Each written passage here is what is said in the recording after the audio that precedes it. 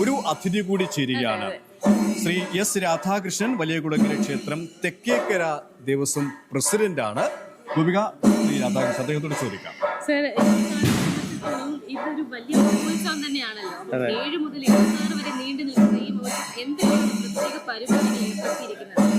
ഈ ക്ഷേത്രത്തിന്റെ പുനഃസമർപ്പണവുമായി ബന്ധപ്പെട്ട് ജൂലൈ 7-ാം തീയതി തുടങ്ങിയ പരിപാടി 26-ാം തീയതി വരെ ഉണ്ട്.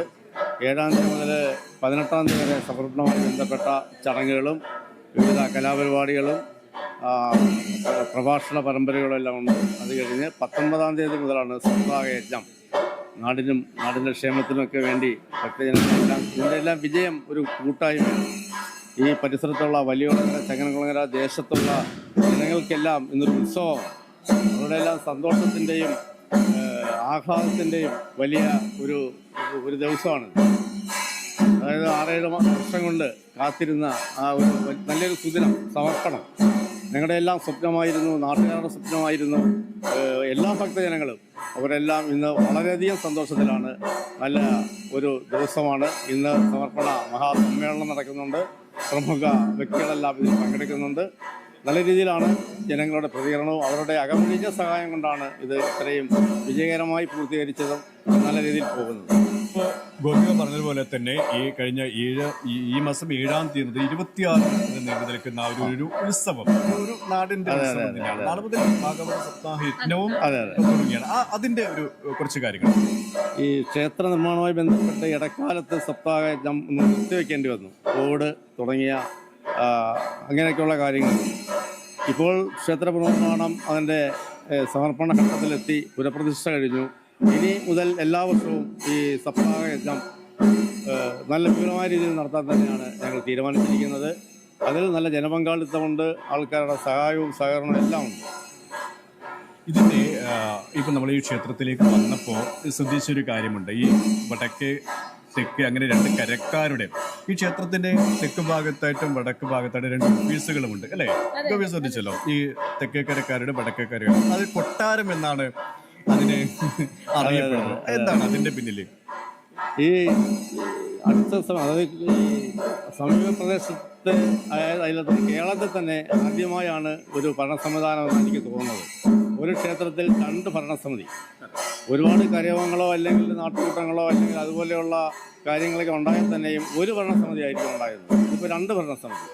ഈ 2 ഭരണസമിതി, ഈ കൊട്ടാരം എന്ന് പറയുന്നത് പണ്ട് രാജാക്കന്മാരുടെ ഭരണകാലത്ത് 2 കളത്തിട്ടുകളുമുണ്ട്. പുരാതനമായ 2 കളത്തിട്ടുകളുമുണ്ട്.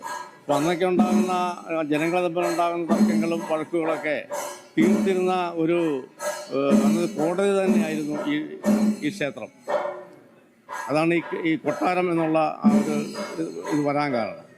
ഇത് ഭരണസമിതി എന്ന് പറയുമ്പോൾ അതിനെപ്പറ്റി ഒരു ശരിയായ നിർവചനം പഴയ ആൾക്കാർക്ക് അറിയാവൂ. എങ്കിലും തെക്കേക്കര, വടക്കേക്കര എന്നാണ് അറിയപ്പെടുന്നത്.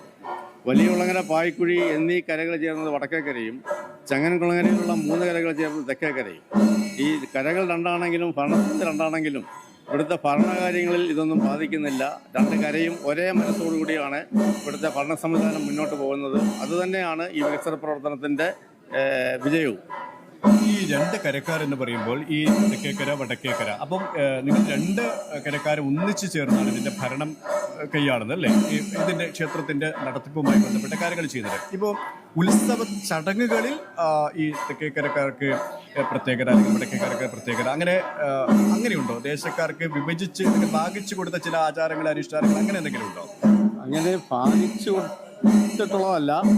കുംഭമാസത്തിലെ കാർത്തിക ഉത്സവമാണ് തെക്കേക്കരക്കാർ നടത്തുന്നത്.